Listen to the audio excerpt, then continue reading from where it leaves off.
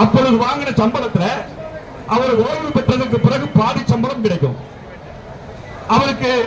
அதுல அவர் குடும்பத்தை நடத்த முடியும், அவருடைய வாழ்வாதாரத்தை பாதுகாத்துக் கொள்ள முடியும். இன்னைக்கு புதிய பென்ஷன் என்று ஒன்று வந்திருக்கிறது. இந்த புதிய பென்ஷன் என்ன அப்படின்னா 2000 ரூபாய் கூட அவருக்கு பென்ஷன் கிடைக்காதுங்கக்கூடிய நிலைமை. தொழிலாளிகளுடைய பென்ஷன் பணத்தை வாங்கி பங்கு சந்தையில சூதாட்டத்தில் அதை ஈடுபடுத்தலாம், அதுல லாபம் வந்தால் உனக்கு கிடைக்கும், இல்லைனா இல்ல அப்படிங்கிற நிலைமை. என்ன இதுக்கு பங்கு சந்தையில போடுறான்? பங்கு சந்தையில என்ன சாதாரண ஜனங்களா பங்கு சந்தைக்குள்ள இருக்கிறாங்க? கார்பரேட் முதலாளிகள் இருக்கான், கொள்ளை கும்பல் இருக்கான், அவன் பங்கு சந்தையில சூதாட்டமாக நடத்திக்கிட்டு இருக்கான். இந்திய உழைப்பாளி மக்களுடைய உழைப்பை, அவருடைய சேமிப்பை, பல்லாயிரக்கணக்கான கோடி ரூபாய்களை எடுத்து இந்த ஆட்சியாளருக்கு நாம் அதிகாரம் கொடுத்தமே, ஆனால் அவர்கள் அப்படிப்பட்ட சூதாடிகளுக்கு தொழிலாளிகளுடைய உழைப்பை, சேமிப்பை எடுத்து கொடுத்துக் கொண்டிருக்கக்கூடிய ஒரு கேடுகட்ட நிலைமைதான் புதிய பென்ஷன் ஸ்கீம்.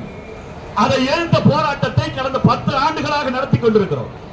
எல்லா எதிர்கட்சிகளும், காங்கிரஸ் உட்பட, இதை ஆதரித்த காங்கிரஸ் உட்பட, நாங்கள் வந்தால் பழைய பென்ஷன் அப்படின்னாங்க. பிஜேபி காங்கிரஸ் கட்சி சில மாநிலங்களில் ஜெயித்த போது அங்க பழைய பென்ஷன் கூடிய விஷயங்களை கொண்டு வந்தாங்க. ஆனா பிஜேபி ஆளுகிற மாநிலம் உட்பட இன்றைக்கு புதிய பென்ஷன் கூடிய விஷயங்கள் இருக்கிறது. ஆகவே உடனடியாக மோடி அரசாங்கம் பழைய பென்ஷனை கொண்டு வர வேண்டும் என்கிற கோரிக்கையை நாங்கள் வைக்கிறோம். இன்னொன்னு என்ன, நவரத்னங்கள் என்று சொல்லக்கூடிய, இந்த தேசத்துடைய திருக்கோயில்கள் என்று சொல்லக்கூடிய இந்த நாடு விடுதலை அடைந்த போது எப்படிப்பட்ட பொருளாதாரம் வேண்டும் என்று சொல்லும் போது ஒரு கலப்பு பொருளாதாரம், அது மக்களுக்கான பொருளாதாரமும் இருக்கும், அது சில முதலாளிகளுக்கு இருக்கக்கூடிய அவருடைய லாபமும் இருக்கும். ரெண்டு சேர்ந்து ஒரு அரசாங்கத்தினுடைய முதலீடு, தனி முதலாளிகளுடைய முதலீடு, ரெண்டும் சேர்ந்து கலப்பு பொருளாதாரம் என்ற அடிப்படையில் ஒன்றை உருவாக்கினார்கள். இது உருவாக்கினா என்ன மடையனா? இதை உருவாக்குறதுக்கு பிறகுதான் இன்றைக்கு இருக்கக்கூடிய இந்த நவீன வளர்ச்சிங்கிறது அதுல தான் மேலெழுந்து வந்திருக்கு. அதுல தான் இந்திய பொதுத்துறைகள்ல தான், அரசு துறையில தான் ஆண்டாண்டு காலமாக அடுக்கப்பட்ட மூட்டைகளில் அடிமூட்டை என்று சொல்லுகிற தலித் மக்களுக்கு, அட்டவணை சாதியில இருக்கக்கூடிய மக்களுக்கு, பிற்படுத்தப்பட்ட சாதியில இருக்கக்கூடிய மக்களுக்கு, பின்தங்கிய மக்களுக்கு இடஒதுக்கீடு என்று ஒன்று இருந்தது. இன்றைக்கு எல்லாம் தனியார் மயம், பொதுத்துறை எல்லாம் எடுத்து தனியார்ட்ட கொடுத்துறாங்க. அப்படின்னா என்ன? முதல்ல கை வைப்பது அப்படிங்கிறது சமூக நீதி என்ற அடிப்படையில் சாதாரண சாமானிய ஏழை எளிய உழைப்பாளியாக சாதி அடிப்படையில் இங்கே அடிமைப்பட்டு கிடந்தானே அந்த தொழிலாளி, அவனுக்கு ஒரு ஆப்பு வைக்கக்கூடிய ஏற்பாடுகளை இன்றைக்கு இந்த அரசாங்கம் செய்து கொண்டிருக்கிறது. இதைத்தான் நாங்கள் எதிர்த்து கொண்டிருக்கிறோம். அடுத்து இன்னைக்கு இருக்கக்கூடிய பிரச்சனை என்ன? இந்த தனியாருக்கு என்று இதெல்லாம் விடுகிற போது ஏதோ தொழிலாளிகளுடைய வாழ்வாதாரம் மட்டும் பாதிப்பதில்லை. இந்திய நாட்டினுடைய பொதுத்துறை இருக்கிற போது என்ன வந்துச்சு அப்படின்னா, இந்த நாட்டில் படிச்சு முடிச்ச இளைஞர்களுக்கெல்லாம் மிகப்பெரிய அளவுக்கு வேலை வாய்ப்பு என்று வருகிற போது 1 பொதுத்துறையில கிடைச்சிச்சு, 2 அரசு துறையில கிடைச்சிச்சு, 3 நானே சுய தொழில் ஆரம்பிக்க போறேன் அப்படின்னு ஒன்று ஆரம்பித்தால், அப்படி நான் ஒரு தொழிலை ஆரம்பித்து உற்பத்தி செய்து யாருக்காவது கொடுக்கணும் அப்படின்னா நான் இங்க இருக்கக்கூடிய பொதுத்துறை நிறுவனங்களிடம் கொடுக்கலாம். பொதுத்துறை நிறுவனங்கள் தான் மிகப்பெரிய அளவுக்கு சிறு குறு தொழில்கள் வளர்வதற்கு காரணமாக இருந்தது. சிறு குறு முதலாளிகள் வளர்வதற்கு காரணமாக இருந்தது.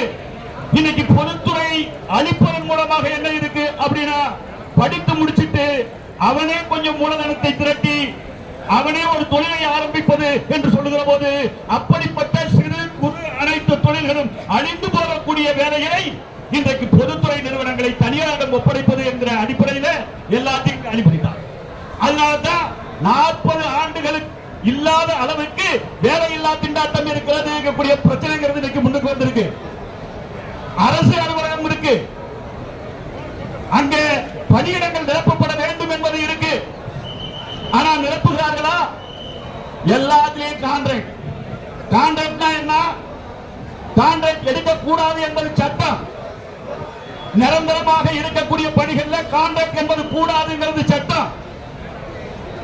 480 நாள் வேலை செய்த ஒருத்தர் அவரை நிரந்தரமாக்க வேண்டும் என்பது சட்டம். இந்த சட்டத்தை எல்லாம் தூக்கி எறிஞ்சிட்டு அவன் வாழ்நாள் பூரா அவனை கான்ட்ராக்டா வச்சுக்கலாம் என்ற அடிப்படையில் இன்னைக்கு கான்ட்ராக்டையே சட்டமாக்கிட்டாங்க. அதனுடைய இடத்துல அதனுடைய விளைவு எல்லா இடத்திலையும் கான்ட்ராக்ட் கூடிய விஷயங்கள் வந்துருச்சு. பல நீதிமன்றங்கள் கூட சனியை முடிச்சவங்க அவங்களுடைய கொள்கையா கூட இருந்துட்டு போகுது. ஒரே வேலையை ஒரு நிரந்தர தொழிலாளி செய்யற வேலையை ஒரு கான்ட்ராக்ட் தொழிலாளி செஞ்சா அப்படின்னு சொன்னா அது சம வேலைக்கு சம ஊதியம் என்கிற அடிப்படையில் அவனுக்கு நிரந்தர தொழிலாளி வாங்குகிற சம்பளத்தை அவனுக்கும் கொடு அப்படின்னு நீதிமன்ற உத்தரவு கூட இருக்கு. நீதிமன்ற உத்தரவையும் மதிக்கிறது இல்ல, அரசியல் சாசனத்தையும் மதிக்கிறது இல்ல, போராடி பெற்ற தொழிலாளர்களுடைய சட்டங்களையும் மதிக்கிறது இல்ல. எல்லாத்தையும் தூக்கி எறிஞ்சிட்டு கார்ப்பரேட் முதலாளிகளுக்கான ஒரு ஆட்சியாக இந்த ஆட்சி இருந்துகிட்டு இருக்கு. அதைத்தான் நாம் இப்போது பார்க்கிறோம். இன்னைக்கு பத்திரிகையில பல செய்திகள் வந்திருக்கு. பாத்தீங்க அப்படின்னா ரிலையன்ஸ் முதலாளி, ஏர்டெல் முதலாளி அவனுடைய கட்டணத்தை உயர்த்துறான். ரிலையன்ஸ் முதலாளி 12% 25% உயர்த்துறான். ஏர்டெல் முதலாளி 11% 21% உயர்த்துறான். அதனுடைய நெட் ரிசல்ட் என்ன அப்படின்னா 20,000 கோடி ரூபாய் இந்திய மக்களுடைய பாக்கெட்ல இருக்கக்கூடிய பணம், அவன் உழைச்ச பணம். நீங்க போன் பண்ணணும்னா அந்த கார்டை நீங்க யூஸ் பண்ணணும்னா 20,000 கோடி ரூபாய் இன்னைக்கு தொழிலாளி கிட்ட இருந்து ரிலையன்ஸ் முதலாளிக்கும் ஏர்டெல் முதலாளிக்கும் மடைமாற்றம் செய்யக்கூடிய அப்படிப்பட்ட ஒரு கேடுகட்ட வேலையை இந்த காலத்துல இந்த மோடி செய்திருக்கிறார் பாத்தீங்க அப்படின்னு சொன்னா. அப்படின்னா என்ன, இது வெளியே நடந்துட்டு இருக்கக்கூடிய ரிலையன்ஸ் முதலாளிக்கோ இந்த ஏர்டெல் முதலாளியோ நட்டத்துல இருக்கான கம்பெனி அப்படின்னா அப்படி இல்ல. அப்படி இருந்தாலும் பரவாயில்ல, தொழில் நடத்த வேண்டாமான்னு யோசிக்கலாம். என்னவா இருக்கு, 2022-23 ஆண்டுக்கான அவனுடைய நிகர லாபம் ஜியோ 20,706 கோடி ரூபாய் அவனுக்கு நிகர லாபம். இவனுக்கு ஏர்டெல் முதலாளிக்கு 4,067 கோடி ரூபாய் லாபம். இவ்வளவு நிகர லாபம். இப்ப என்ன கேட்குது 20,000 கோடி ரூபாய். ஆகவே இந்த அரசாங்கம் எதை நோக்கி பயணித்துக் கொண்டிருக்கிறது என்று சொல்லுகிற போது இவர்கள் நேரடியா கார்ப்பரேட் முதலாளிகளுக்கு ஆதரவாக இப்போ திருந்தாத ஜென்மம் மோடி அப்படிப்பட்ட பணியை செய்து கொண்டிருக்கிறார். நிர்மலா சீதாராமன் நம்ம சொல்லுது 3ஆம் தலைமுறை சீர்திருத்தத்தை கொண்டு வருகிறேன் அப்படின்னு. அப்படின்னா என்ன, நிதி நிறுவனங்களை எல்லாம் எடுத்து தனியாருக்கு தாரை பார்ப்பது அப்படின்னு எல்லாத்தையும் கொடுக்க போறேன்னு அர்த்தம். அதனுடைய விளைவு கடுமையான அளவுக்கு இந்த தேசம் நெருக்கடியை சந்திக்க போகுது, வேலையில்லா திண்டாட்டத்தை சந்திக்க போகுது, விலைவாசி உயர்வை நாம் ஏற்கனவே சந்தித்துக் கொண்டிருக்கிறோம். சாதாரண சாமானிய உழைப்பாளி மக்கள் இந்த மண்ணிலே வாழ முடியல பாத்தீங்க அப்படின்னா இந்த இதுக்கு காரணம் நவீன தாராளமய பொருளாதார கொள்கை. இந்த இளவுதான் மத்தியிலே இருக்கு, இதுதான் மாநிலத்திலேயும் இருக்கு. இங்கேயும் இதுதான் பண்றாங்க. எலக்ட்ரிசிட்டியை எடுத்து தனியார் கொடுக்குறாங்க. அதனுடைய விளைவு எலக்ட்ரிசிட்டியுடைய கட்டணத்தை உயர்த்துறாங்க. 60,000 தொழிலாளர்கள் எடுக்கப்பட வேண்டிய மின் வாரியத்தில் எடுக்காம காலி பணியிடங்களை வச்சிருக்காங்க. போக்குவரத்து துறையில் இருக்கக்கூடிய காலி பணியிடங்களை நிரப்ப மாட்டேங்கிறாங்க. என்ன எல்லா இடத்திலையும் கான்ட்ராக்ட், பக்கத்தில் இருக்கக்கூடிய கார்பரேஷன் கான்ட்ராக்ட், துப்புரவு தொழிலாளி கான்ட்ராக்ட் தொழிலாளி சாதாரணமா 10,000 ரூபாய் 12,000 ரூபாய் வாங்கிக்கிட்டு மிக குரூரமான அந்த வேலைகளை செய்யக்கூடிய தொழிலாளியாக இருக்கிறார். அவெல்லாம் யாரு, அந்த பெண்கள்லாம் யாரு, பிற்படுத்தப்பட்டவர்கள், தலித் மக்கள், அருந்ததி மக்கள், எல்லாம் அட்டவணை சாதிப்புல வரக்கூடியவர்கள் 100க்கு 100 அவன் தான். ஆனா இங்க என்ன இருக்கு அப்படின்னா அவெல்லாம் நிரந்தர பணிக்கு வரக்கூடாதா? அவனுக்கு எல்லாம் வேலை வாய்ப்பு உத்தரவாதம் இல்லையா? அவன் குழந்தை படிக்க வேணாமா? அவனும் இந்த மண்ணில் வாழ முடியாதா என்ற கேள்வி இருக்கிறது.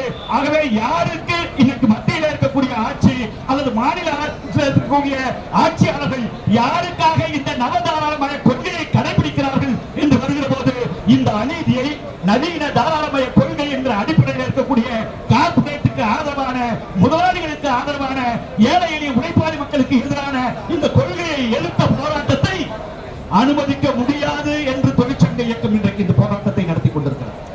ஆகவேதான் இந்த இடத்துல இந்த போராட்டத்தை நாங்கள் நடத்திக்கிட்டு இருக்கோம்.